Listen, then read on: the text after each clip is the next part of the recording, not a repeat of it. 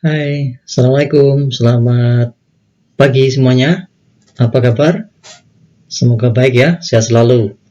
Alhamdulillah, kita bisa ketemu pada pertemuan kali ini.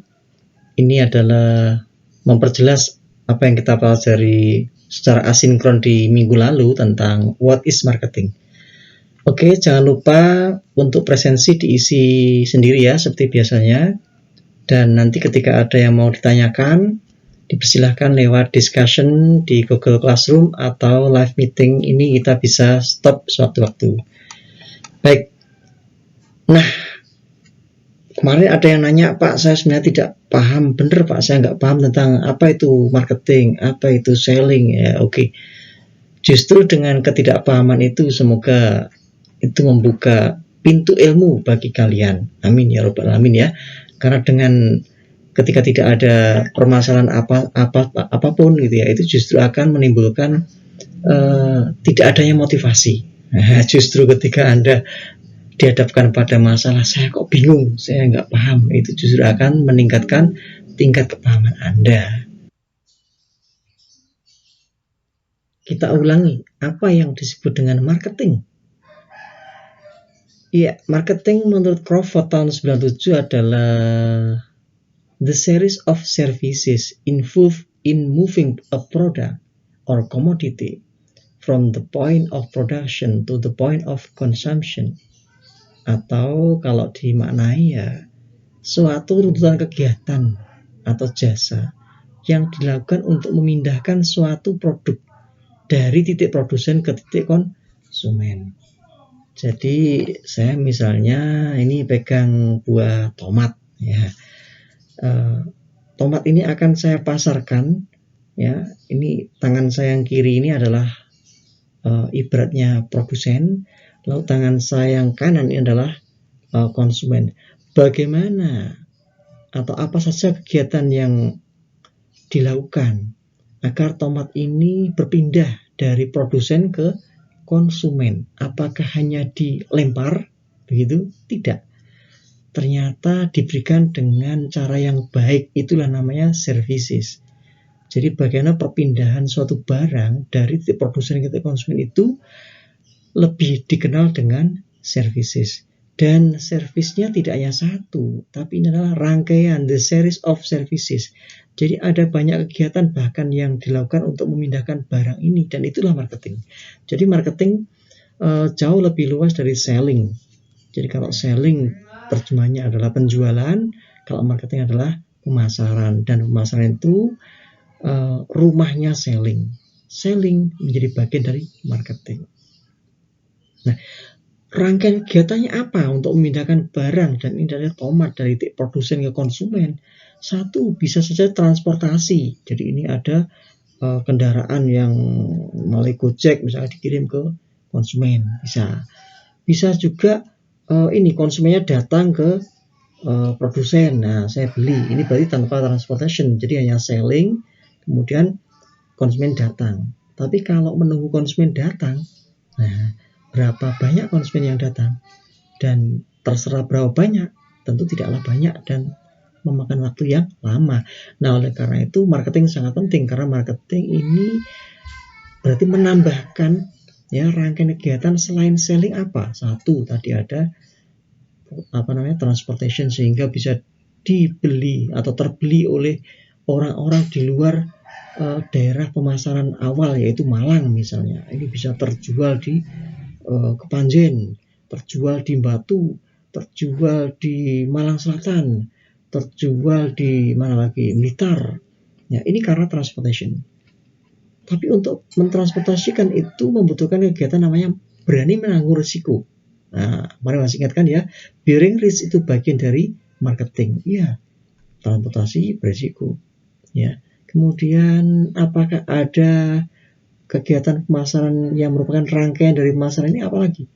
Misal adalah standarisasi. Apakah tomat ini ukurannya sama ketika dipetik?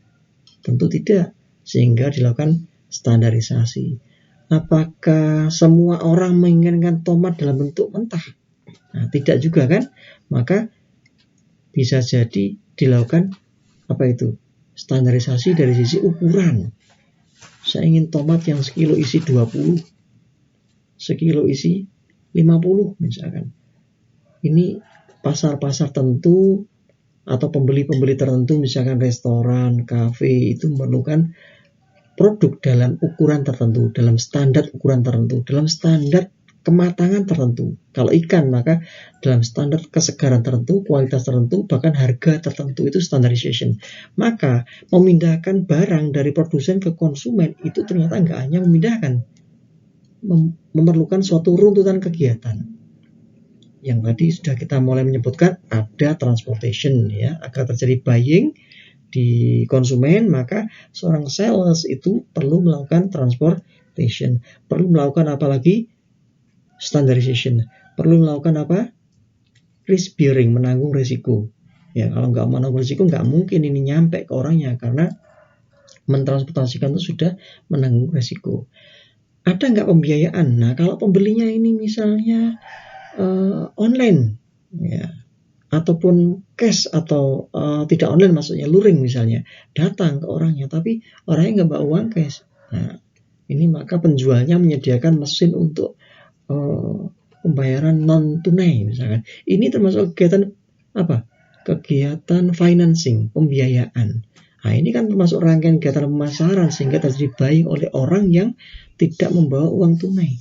Jadi Anda bisa bayangkan, semakin banyak rangkaian kegiatan, ya, atau kegiatan pemasaran yang dirangkai dalam kegiatan memindahkan barang dari produsen ke konsumen ini, maka semakin terjadi pembelian semakin banyak, semakin memuaskan konsumen. Itulah yang dikatakan sebagai suatu runtutan kegiatan, ya, yang dilakukan untuk memindahkan suatu produk dari titik produsen ke titik konsumen. Masih ingatkan materi sebelumnya tentang marketing function atau kegiatan-kegiatan, ya, dalam pemasaran. Oke, bisa dipahami ya sampai sini ya. Baik, kita lanjutkan dulu. Nah, saudara-saudara sekalian, mari kita lanjutkan. Kita perluas definisi atau konsep pemasaran itu yang semula oleh Crawford dimaknai hanya memindahkan barang, jadi rangkaian kegiatan memindahkan barang dari titik produsen ke titik konsumen, maka ini dikritik oleh Dixie. Jadi Dixie ini seorang peneliti yang kemudian mengkritik pendapatnya Crawford bahwa definisi pemasaran ini yang dilakukan oleh Crawford, ya, itu ternyata omits to key elements. Jadi di dalam definisinya Crawford tadi itu tentang pemasaran telah kehilangan atau tidak adanya dua hal yang itu penting dalam pemasaran. Apa itu? Yang pertama adalah customer orientation, orientasi pada konsumen. Yang kedua adalah inbuilt sustainability, bagaimana menjamin keberlanjutan dari kegiatan pemasaran itu sendiri. Nah, kalau hanya sekedar rangkaian kegiatan memindahkan barang dari titik produsen ke konsumen saja dimaknai secara kata-kata atau kalimat, itu maknanya belum tentu berorientasi kepada konsumen, atau nama lainnya belum tentu berorientasi pada kebutuhan konsumen, belum tentu berorientasi pada kepuasan konsumen. Dan yang kedua, karena tidak atau belum tentu berorientasi pada memuaskan kebutuhan konsumen, maka belum tentu juga inbuilt sustainability, belum tentu juga ini pemasaran akan terjadi terus-menerus. Nah, oleh karena itu, agar lengkap definisi pemasaran menurut Crawford tadi, maka Dixie mengusulkan dua hal tersebut, ya, di mana dua hal tersebut adalah bahwa di dalam pemasaran itu perlu fokusnya adalah apa?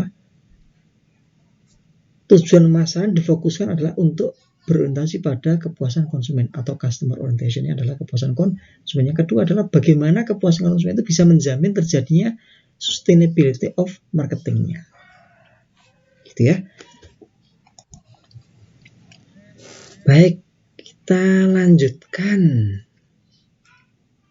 Ya, ada dua tokoh lain yang menambahkan atau melengkapi definisi marketing ini adalah Gaedeke and Totelin. Dia menawarkan alternatif definisi dari pemasaran agar lebih mencapai definisi yang lebih utuh, di mana hak-hak dari produsen maupun hak pembeli, ya, hak konsumen ya, dan hak dari pedagang atau para distributor dalam hal ini ya, atau semua lembaga pemasaran itu terpenuhi.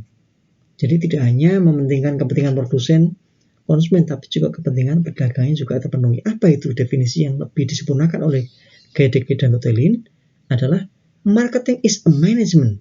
Nah, kalau sudah dimaknai marketing adalah manajemen, ya ini berarti marketing sudah jauh lebih lengkap. Karena apa? Marketing itu berorientasi pada manajemen yang fokus kepada berbagai kegiatan, ya, di mana kegiatan organisasi ini adalah untuk memuaskan konsumen, ya, baik dari sisi kebutuhan dan keinginannya, thereby helping achieve the organization long-range objective. Oke, baik. Jadi menurut Gaedeke dan Totelin ini bahwa marketing adalah kegiatan pemasaran yang berorientasi pada manajemen.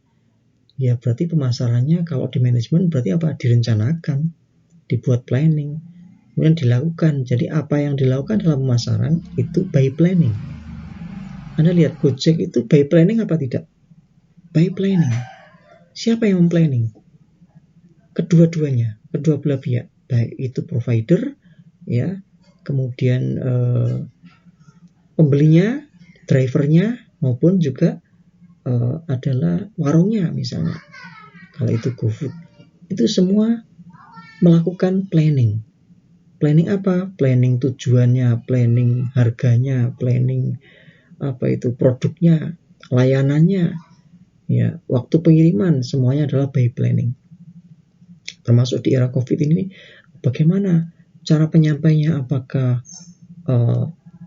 apa itu akhirnya ada menu bagaimana tidak bersentuhan dengan konsumen, misalnya ditaruh di atas pagar, dicantolkan pagar, itu semua by planning.